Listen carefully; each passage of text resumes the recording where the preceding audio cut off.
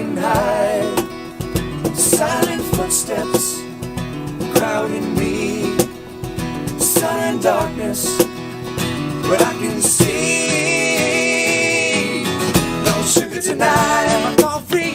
No sugar tonight in my tea. No sugar to stand beside of me.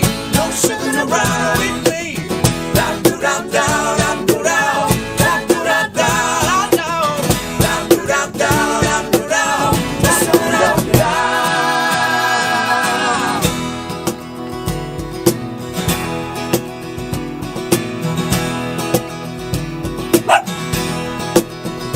In the silence of her mind, quiet movements where I can find, grabbing for me with her eyes. Now I'm falling from my sky. No sugar tonight in my coffee. No sugar tonight in my tea. No sugar to stand beside of me. No sugar to ride with me. Down, down, down, down, down, down, down, down, down, down, down, down, down.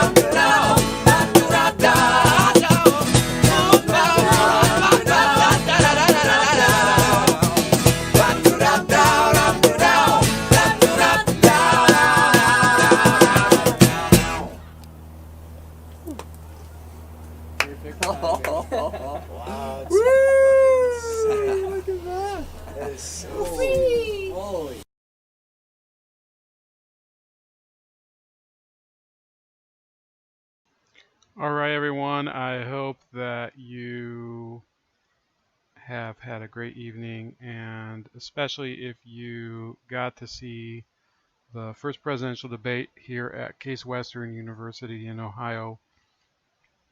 I know a few people have gone there. So it was interesting driving around town today because there were police everywhere at every intersection. It was pretty interesting. And I will say that personally, yeah, I was hoping for a little bit more of a knockout blow in my opinion, but you never know what's going to happen. E. Michael is saying, I would like to hear what you have to say about the debate.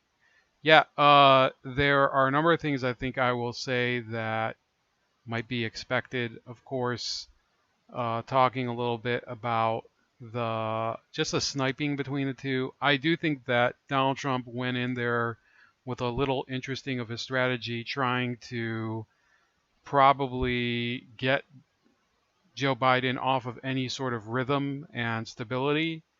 And for a while, I thought he was actually succeeding at it by getting him to lose his temper a little bit, tell him to shut up. At one point, I heard Biden mutter under his breath that he'd like to settle it backstage. And that is something that I think if he would have given a little bit more rope to Joe Biden at certain points, maybe it would have worked completely effectively. Because, yeah, I did hear explicitly Biden say, and, if you guys did not hear it, um, maybe I have to go back and watch the whole thing from the beginning.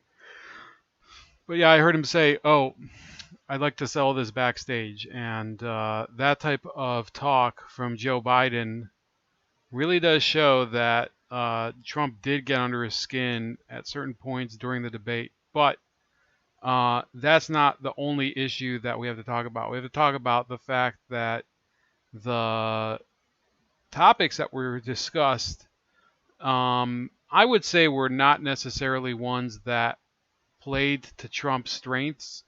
And I will sort of list the ones that I remember. Okay, the first topic, of course, that I want to list is COVID-19, which I think there's no way that Trump can put that topic in a way that absolutely sort of gains voters, because the division on that topic, and by the way, just mentioning that topic on this stream, it probably means that I am going to have to download it and delete it from YouTube. So if you are not yet subscribed to me on Library and on BitChute, please do. I have been trying to upload stuff on Rumble, and it just gives me the same error. So while I would like you to follow me on Rumble, unfortunately I can't really make it work at the moment. But I don't want to go through every single topic, but I think with the coronavirus, you're certainly going to have issues where people are simply going to go according to their bias and say, well, I think that it's his fault that 200,000 people are listed to have died from the coronavirus, or they're going to say that, well, but for some of the steps that he took, it would have been much worse, as he was saying. So that was a major issue that I think if you're going to put something like that in the debate, and yet Chris Wallace, who as a debate moderator, I think exposed himself as rather, a poor debate moderator. There's no other way to say it. So he didn't really go and handle that topic of all the topics equally at all. And for him to say, why wouldn't he demand of Joe Biden the same way that he continually debated Trump? And many people were saying, well, it's almost as if Trump has to debate two other people, Chris Wallace and Joe Biden. And I think Chris Wallace at certain points made a more vigorous job of debating Trump than Joe Biden. Why is it that Chris Wallace did not challenge Joe Biden and say, hey, let's stop with great, you have plenty of criticism for Trump. What is your plan for dealing with the coronavirus? What is something that you would do that would be different from the way the president's handling it? And I don't think he did. And generally, I would say that it is in part because of the mismanagement and sniping of both Trump and Wallace towards each other, and also Trump interrupting Biden, that it became as much of a mess as it is. Now, what I will say about the strategy that Trump employed, getting Biden off of his rhythm was very important, because you cannot allow him to have the type of treatment that he has had in some of the other debates in the past, where the Democratic rivals in the primary were not willing to go for the jugular. And there were many issues that I think, if the media was fair, it would have been a much more clean and logical debate. The first issue is that the Democratic primaries did not address in any way the malfeasance that happened concerning Russiagate and the 2016 election, and the way that the intelligence services clearly put their thumbs on the scale in order to favor Hillary Clinton at the time. And Joe Biden was part of that administration. And the fact that they're not willing to go through and really, try to address it on those TV networks during the primaries, it shows that no, we don't really have a system where everybody can watch the same debate. You have part of the country watching the debate from the standpoint where they still believe that Donald Trump is controlled by Russia, where they believe that he negligently allowed all these people to die because he doesn't care at all, where they believe that he is neglecting climate change and basically laughing at forest fires across the country, where they think he's sending stormtroopers into the cities. And then on the other hand, you have another portion of the country that believes that he is ending a lot of this extraneous and bloated infrastructure and bloated bureaucracy concerning climate change, where they believe that he is one of the only people who is acting effectively concerning coronavirus, where they believe that concerning the unrest in the cities, that he should be doing more. He should be sending in, if anything, more National Guard and more people in order to, arrest some of these assailants and things like that.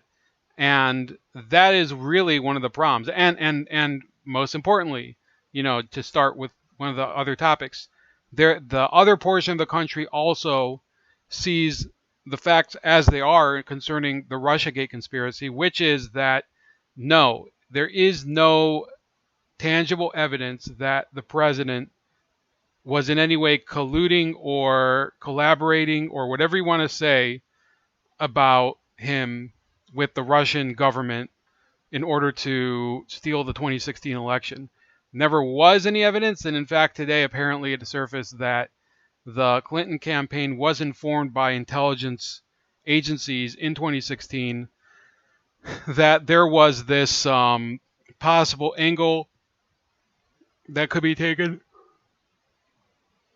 that would effectively paint paint the Trump campaign as Russian agents in 2016. So everybody can now, in my opinion, be mad at one part of America for what's going on right now, and that part of America is the news media, television, the mainstream newspapers, USA Today, New York Times, Wall Street Journal does report a lot of the facts. I wouldn't say that they're totally consistent. The LA Times, Washington Post, Boston Globe, they're all. It's almost as if they create news stories out of nothing in order to literally distract everybody from what's really going on. And I'm not the only person to say that, by no means. I think it's been said by many, many people in many different ways. And unfortunately, I don't see a way out of it.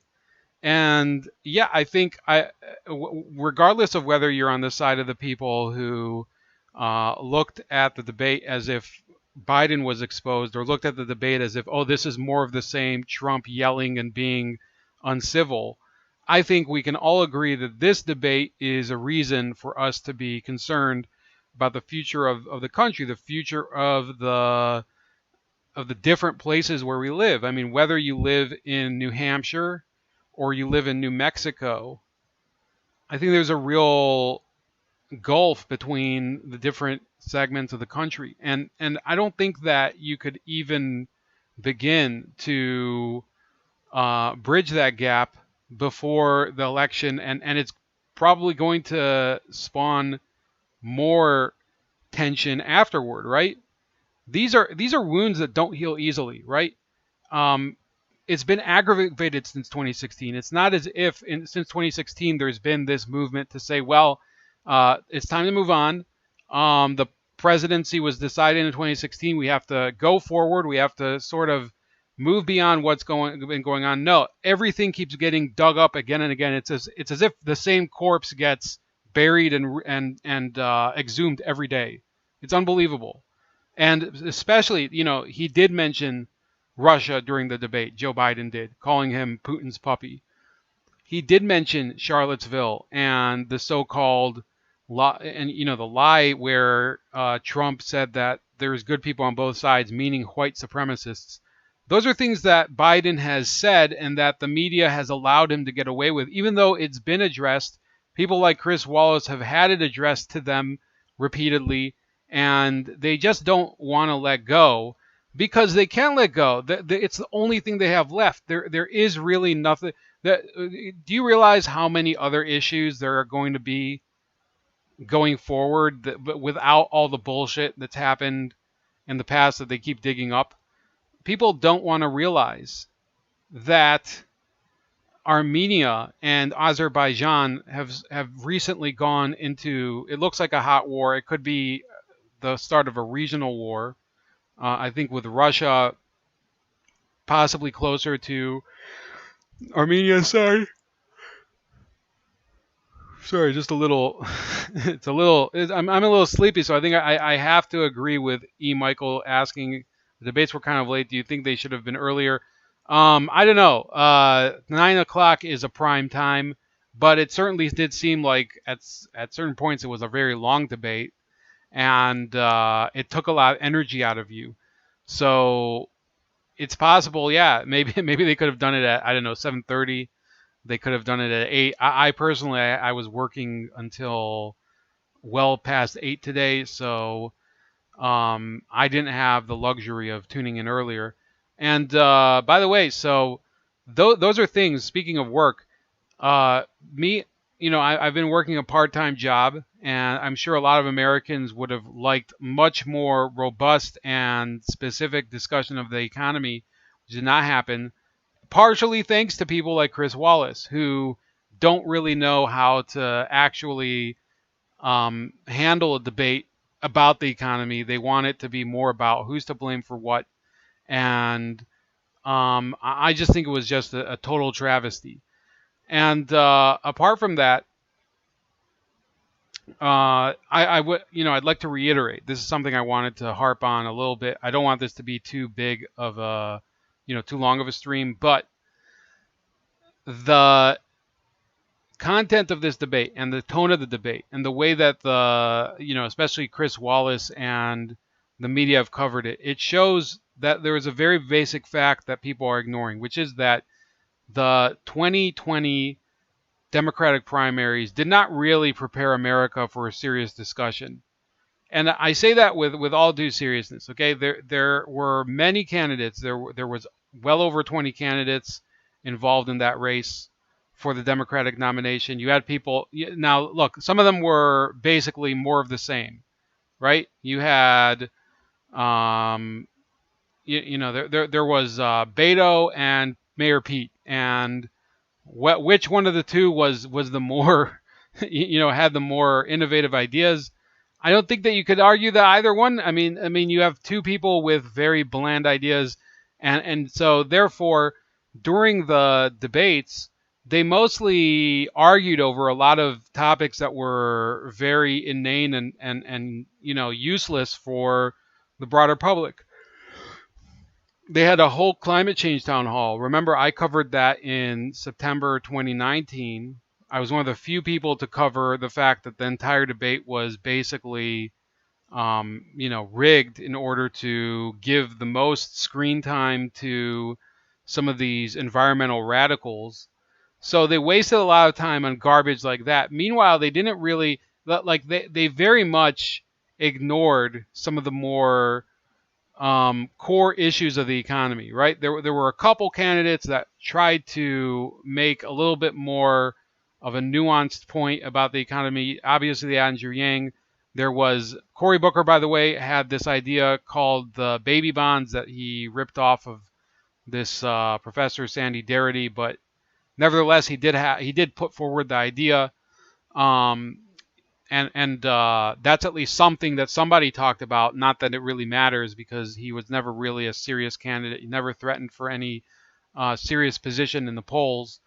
And besides that, a lot of it was, think about all the ridiculous things that were said during the Democratic debates that nowadays are barely even talked about, and should have been probably addressed a little bit, at least at the debate, at this debate. There was the proposal to end all deportations, or to decriminalize border crossings, illegal border crossings, things like that. There was the offer to extend, free Medicare to illegal aliens, right? So, when I say that this whole debate and this whole election process has been a disservice to the American people, I mean it not only for people who are, like I personally, I'm very much an opponent of high taxation and high spending. I do believe we should dismantle the welfare state. But if you're a progressive, okay, and I know, I know Zatoichi is not a progressive. I'm fairly sure E. Michael isn't, because even though I don't think I've ever talked to him face to face or in any capacity. But if you're a progressive out there, or if you can imagine yourself as a progressive, right? Somebody who supported either Bernie Sanders or Andrew Yang, or possibly the Green Party in the last election. Do you come out of this debate really seeing a candidate who can represent any of the ideas that you had? After all, one of the main issues, and this is something that is, it's mentioned somewhat, but it's not mentioned enough. What is the idea behind Biden's energy policy? Is he going to allow fracking or not? Because the notion that you can allow fracking and then at the same time, just whine and bitch about how fracking is going to destroy the environment and destroy water supplies and things like that. Which, look, I haven't researched the issue as much as many other people have, but it's an important issue to many, many progressives. Okay, if you're progressive and you know that Joe Biden is not committing to ending fracking today, then you're basically voting for the status quo. You're voting for the Trump status quo, by the way.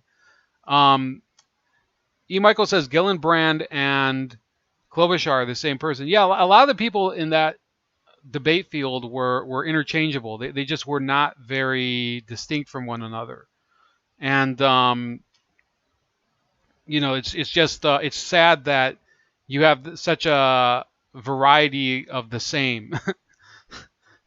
That's what the Democrats offered last year, and thanks to their poor field, they also are now stuck with Joe Biden, and I don't think that they're happy with him. And this is something that, by the way, Dan Bongino brought up. If you watched, now I was I was at my girlfriend's parents' house watching the debate, and she was watching Hannity after we were watching Hannity afterward. And Dan Bongino is somebody I listened to, actually brought up a point that I think is along the lines of what I'm talking about, which is that there were a number of areas where Biden said things today that could get him into royal trouble with the progressive left. And those include his walking back and forth on the Green New Deal. Those include his issues with, the what was it? His wishy-washy attitude towards law and order. Those include his refusal to endorse Medicare for all. In all of those areas, you have to realize that Joe Biden, he had to take a stand in one direction or the other, and in every single case, he stood against the Bernie Sanders wing of the party and was unapologetically, just basically, he was basically just thumbing his nose at them. Here is, let's just see what Kyle Kulinski is saying. I haven't looked at it yet, so,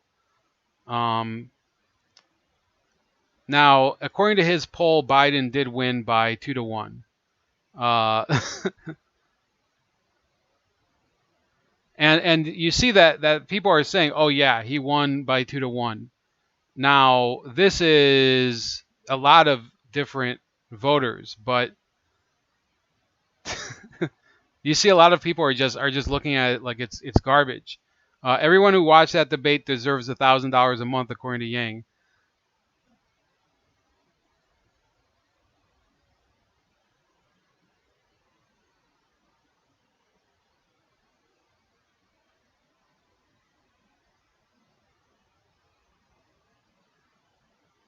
Yeah, there's some good memes here. Somebody circled P in the middle between them.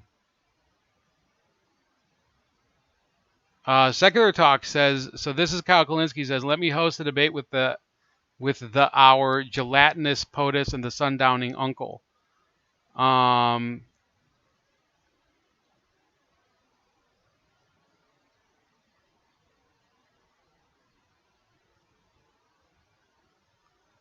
Apparently, Anderson Cooper described Trump as obesely immoral.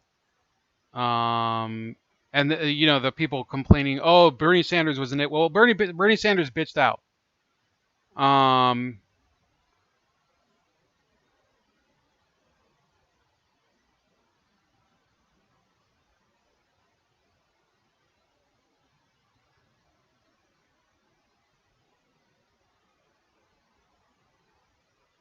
So yeah, this is I would say that Kyle Kalinske is not really happy after tonight. And I said during the past few months, I think it was back in June, that there's going to be something that I call the Kalinske fault line, which is that there's going to be some progressives who decide that they are, they're not going to vote at all, and they're just going to they're going to stay home. They're not going to cast their vote for Biden. Now, which side of the fault line Kalinske falls on, it's a good guess. Now,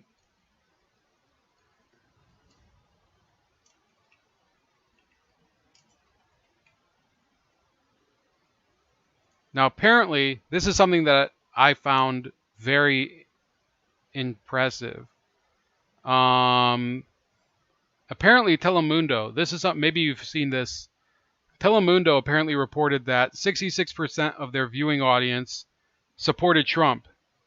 And people are basically blasting this all over the web right now. Is it possible that WGN has Trump over Biden by 30-6, by 60-36? WGN Chicago. Let me see. So WGN Trump Biden debate.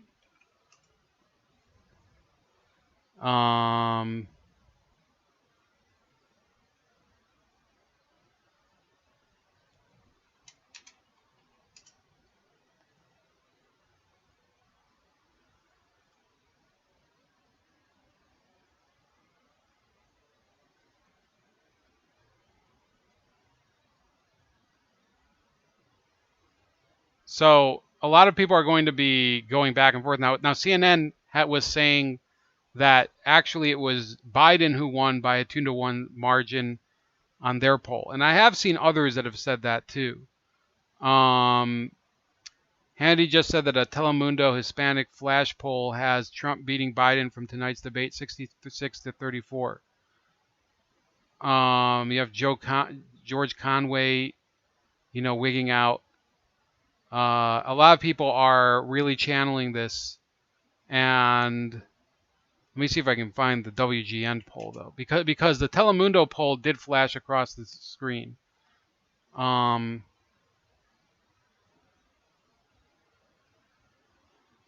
yeah, apparently according to WGN at the time, it was 58% to 35%, but it just wasn't that.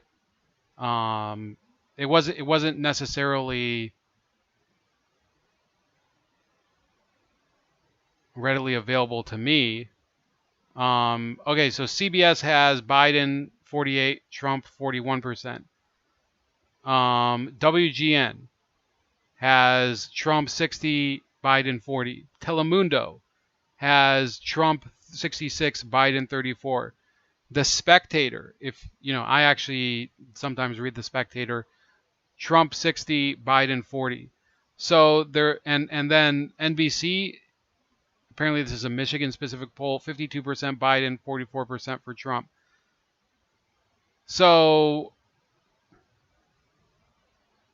yeah, I think that there's just like a lot of discrepancy over who will, over who will show up and on which side you're going to see the advantage. Because look, if Telemundo, and by the way, Telemundo has not released any signs that it has.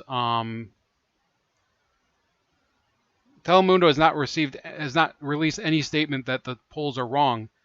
If that's true, that is horrible news for Biden because it's a little bit more specific. Obviously, if you're watching Telemundo, you're very likely to be either Spanish speaking or, of Hispanic descent.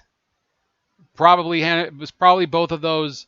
So it's not a good sign for Biden. He is somebody who sort of needs a little bit more of a kick from that community in certain states. Let's see if there's any more comments at the moment. Joe Biden is a Democratic Party, but he dumped the progressives. Yeah, right back to there. I'll address that in a second. Kulinski moderating debate would be like Jerry Lewis singing opera. Okay, Joe Biden, Michael makes reference to this. At a certain point in the debate, uh, Trump said, well, how come you made this agreement with Bernie Sanders concerning all of these different policies, including the Green New Deal, including Medicare for all, and now you're saying that's not your policy. And Biden said, well, right now I am the Democratic Party. Well, that's an interesting statement because it sort of goes to the core of what's really a contradiction in the American political system, which is that, yeah, we elect one president, and the president has immense power over certain agencies in the federal government. But at the same time, you have Congress, which is able to control the power of the purse, right? Because especially in the House, they have a lot of power over the budget. And the Senate as well, to some extent. I would say the House is generally considered the purse strings of Washington. So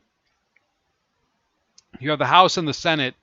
They are definitely places where some of the powers that are within the federal government are vested. And for Joe Biden to say, well, I am the Democratic Party as of right now. Well, what message? Again, this is another thing. Now, remove your own personal bias from it and sort of put yourself in the shoes of somebody who is a dyed-in-the-wool progressive. If Joe Biden is saying this, and if you're one of these progressives that has believed in Medicare for all, if you're one of these progressives that believes in the Green New Deal, or in no cash bail, or in defunding the police, or abolishing ICE, or all of these things, does that really inspire confidence in him? Because if I'm one of those people, I would be saying, well, I don't know what to expect from him, because when he's on the stage at the DNC, he's committing to all of these different policy points with Bernie Sanders or with one of these other far left Democrats. And now when he's on the stage, he's saying, I am the Democratic Party. He's said in the past few days, I beat the socialists. I don't really need the socialists. I don't support socialism. And yet he's consistently had these conferences where he talks of Bernie Sanders, and it's like they're buddies. And this is really the big issue with the Democratic Party. It's that there's such a big tent that at one end of the tent they're stabbing one group, and at the other end of the tent they're stabbing another one, right? And then nobody from one end of the tent knows what's happening on the other side. It's a real problem. And I would say that for people who are at home, they might have a struggling business. They might not have, some of these people who have, they've gone several months without working, if they're, waitresses or all sorts of other, service staff, hospitality staff, those people, to be watching a debate like this, I would have to imagine that they're thinking that there is nobody representing them at the federal level. Not Trump, not Biden, not anyone. Despite the fact I've made it pretty clear I am going to vote for Donald Trump. I've been largely supportive of a lot of his policies over the past few years. If I was watching this debate, I don't think watching Trump's performance would make me want to vote for him more.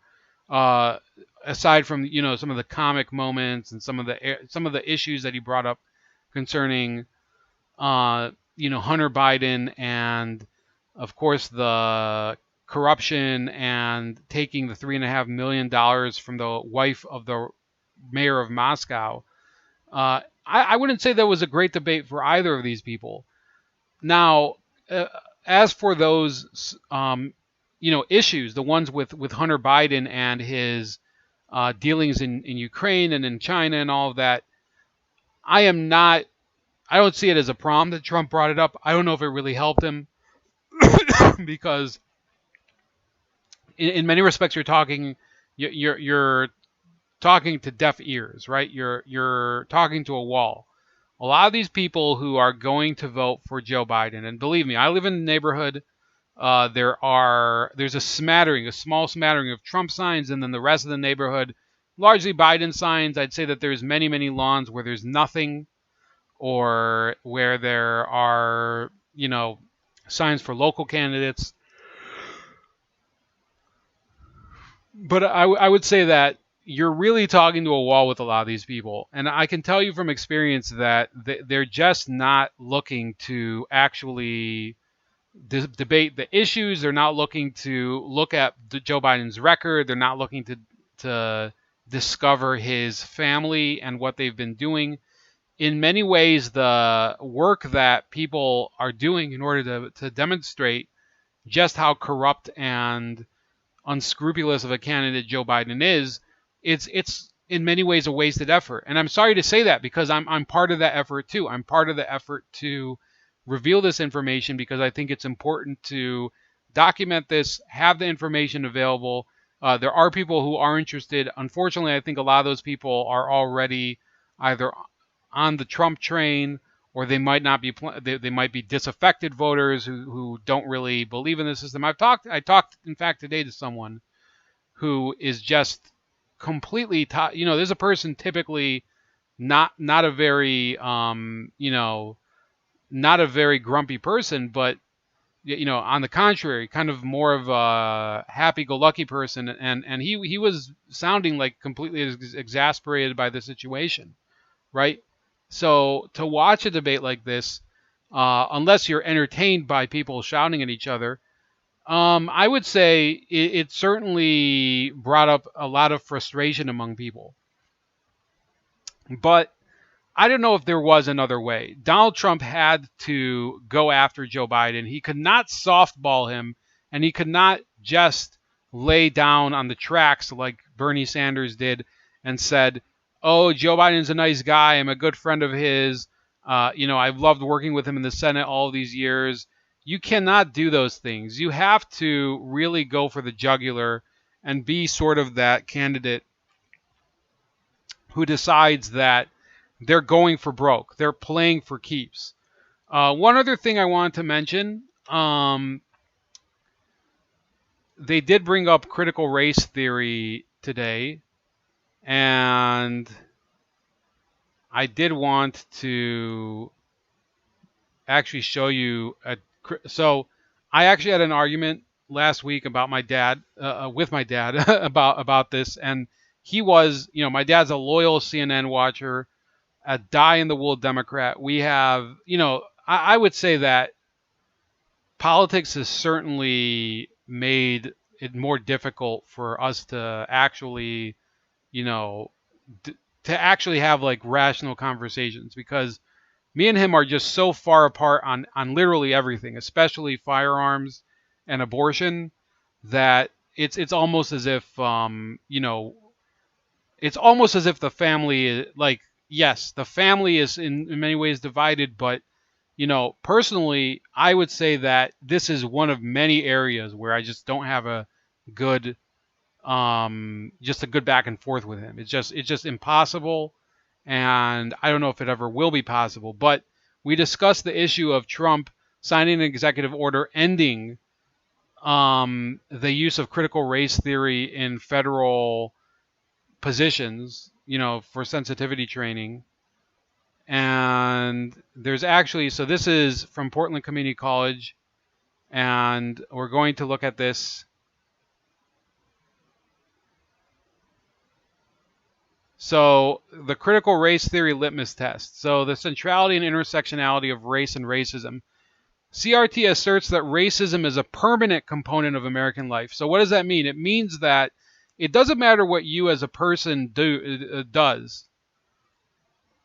or what you do as a person. Okay, I don't know how to phrase that, but it doesn't matter what your personal actions are.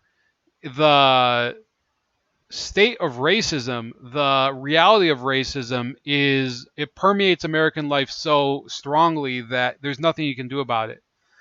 2. The challenge to dominant ideology. CRT challenges the claims of neutrality, objectivity, colorblindness, and meritocracy in society. So do you understand what that means? It means that you can't just stand, if there's two options that you don't like, as is probably the case in tonight's debate, you can't be neutral.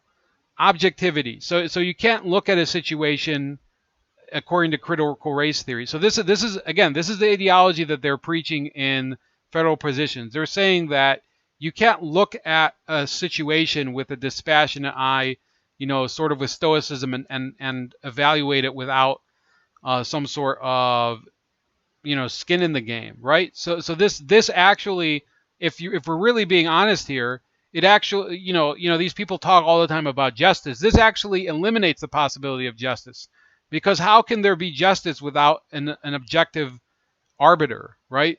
They can't really be that way. Okay. The third thing was colorblindness. So you can't really be colorblind. You can't be. This rejects the notion that you can be a person who judges people regardless of whether they are one race or another. And meritocracy. Okay, so it challenges the claims of all of these. So challenging the claim of meritocracy means that it's impossible to accept that certain people got to where they are by virtue of their hard work and accomplishments. So here's the Take 5 process overview. So we're gonna skip over some of this. It says, 1. Recognize intersectionality. 2. Challenge the dominant perspective. 3. Commitment to social justice. 4. Value experiential knowledge. So what's experiential knowledge? It means that if somebody says anecdotally that they were in a situation that made them uncomfortable, you have to value that experience more than statistics, more than data, more than objective facts, more than courtroom testimony, more than all of that. 5, use an interdisciplinary approach. Okay.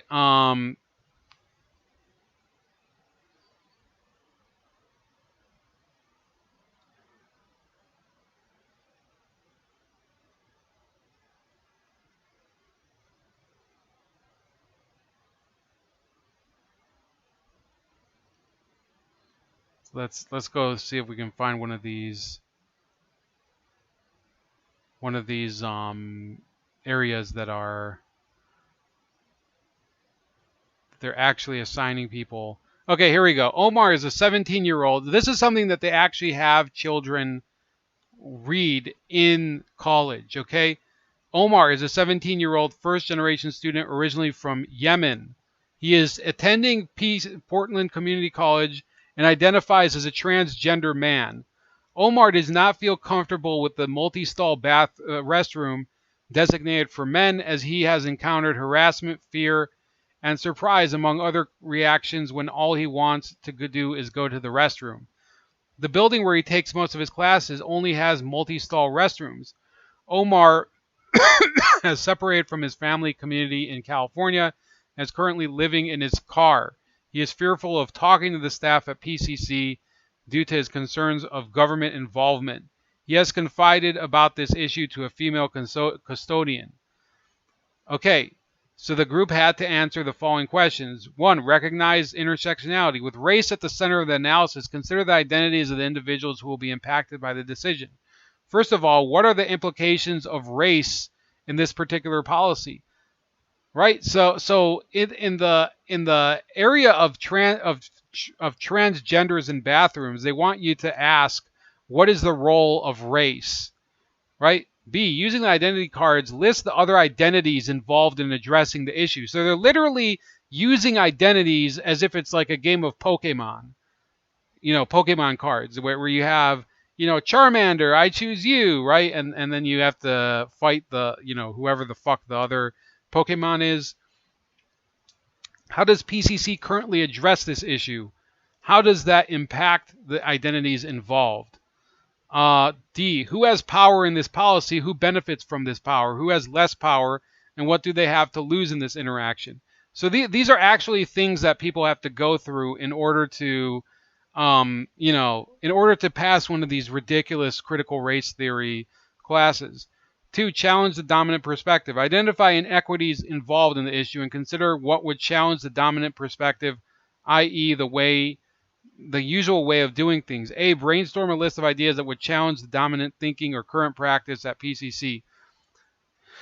B, consider how non-dominant groups, example, trans bathroom user, benefit or don't from the brainstorm list of ideas. Facilitator note, indicate yes, maybe, or no next to each listed idea. The group needs to determine whether there is a benefit or not. 3, commit to social justice. So you can't just choose that this isn't really a problem. You have to accept that it's a problem. So it says address systemic inequities and commit to do no further harm. A, use the list of brainstormed ideas from step 2. Ensure that the possible solutions or ideas from the list do not do further harm, but rather benefits those impacted by these inequities. 4, value experiential knowledge. Consider the real-life experiences of the individuals impacted to inform the issue/decision. A, use the identity cards to consider the potential life experiences of those impacted by the issue/decision. B, has anyone asked the individuals who are being impacted? So this is basically the way that it is. So it goes through which identities are involved and 5 most relevant. I think this is a scorecard. Race, undocumented, Yemeni, immigrant, food available, first generation. So having food available is listed as an identity. That's not an identity, it's a condition. Muslim, English as a second language, transgender male, teen, no disability, houseless, skin color, geographic location.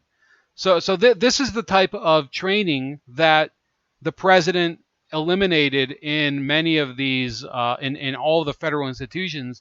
And my dad actually had a problem with this. He thought that it was an issue of ending sensitivity racing training about race. And the truth of the matter is that I think if he would have read through this guide, which he won't, because he doesn't act. I've told him, you have to stop just listening to the TV and watching TV. You have to go actually look at primary sources, read books about these topics, really, spend time, actually going through this. And, that's about where the discussion ended, because he doesn't really want to talk about that type of stuff because he's comfortable just getting the news fed to him by the press, which it's really the problem, because the press does not read through these manuals and tell people exactly what they say and what people are being put through. And that's really why I think that, like Trump said today, that he put an end to this ridiculous practice. And I am going to say that I think if you're one of these people who's on the fence, one of these so-called intellectual dark web people like Bridget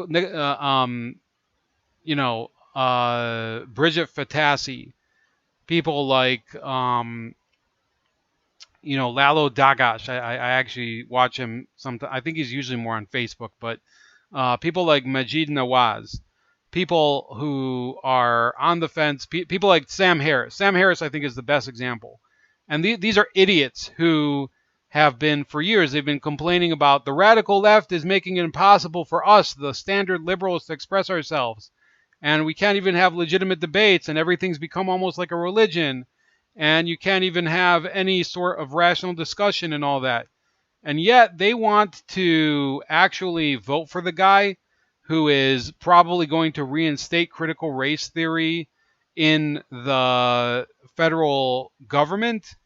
It's insane. These are people who, by the way, they have watched as their own camp has virtually imploded, right? Where is the liberal left nowadays? I'm not talking about the progressive left, but the liberal left, the people who maybe in the past would, that you'd see them maybe, reading a copy of the Wall Street Journal, but also a copy of the New Republic or one of those magazines. The mainstream left, the type of people, the Clintonian left, right?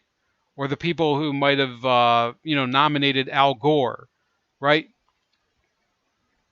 People who I would say are, they may be a little bit more for the welfare state, but against socialism, and they're very socially progressive, but they still believe in freedom of speech. Where have all those people gone? They're homeless, right? You have people like Barry Weiss, who had to quit the New York Times, right?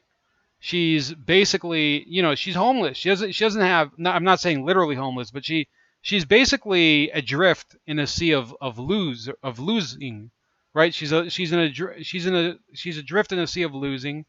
She thought that she was among this elite group of people that they're all knowing, and that they know, they get their news from the New York Times, and they know all that's fit to print, all the news that's fit to print, and there's all this evidence that they supposedly knew that was going to come out, that Trump was colluding with Russia, which didn't come out, and there were all these retractions that the New York Times had to make.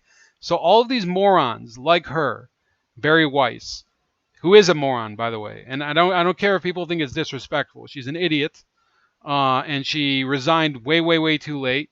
Her and Brett Stevens and people like her. Who's the other guy? Sam Harris, Mr. O. It's so, we're the atheists, and we just reject all of this dogma and everything. So we don't support anyone on the left who's trying to cancel anyone, but they don't have any sort of institution that they can still grab onto, because the progressive left has eaten them alive. They're gone.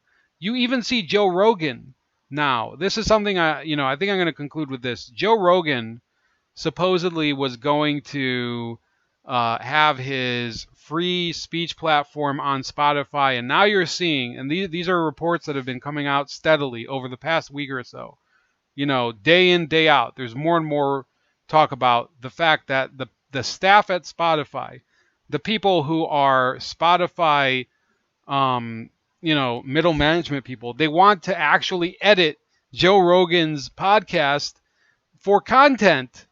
So it's been a tremendous lie, and people have to finally wake up and see that they don't really have a home left, right? There's no unfortunately, this isn't a moral imperative. It's a realistic imperative.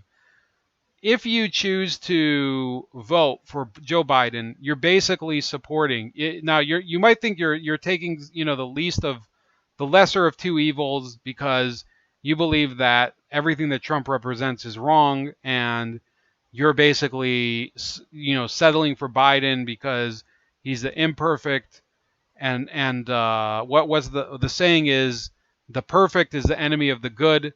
But in reality, you're actually cucking to the real enemy of the open society that you've wanted for so long. If you're one of these liberals, the Barry Weisses, or the Brett Stevens, and all those people, they have no clue, and maybe they do know. Maybe this is them basically trying to satiate the crowd and say, oh, we'll stand on your side for now and help you because we all hate Trump, and then later they hope that they'll be satisfied. It's not going to work. It's not going to work.